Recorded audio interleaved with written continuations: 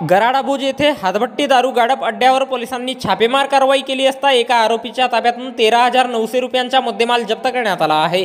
या प्रकरणी सदर आरोपीवर कारधा पोलिसात गुन्हा दाखल करण्यात आला आहे। भंडारा तालुक्यातील गराडाबुज येथे अवैध दारू गाडप होत असल्याची गोपनीय माहिती कारधा पोलिसांना मिळाली।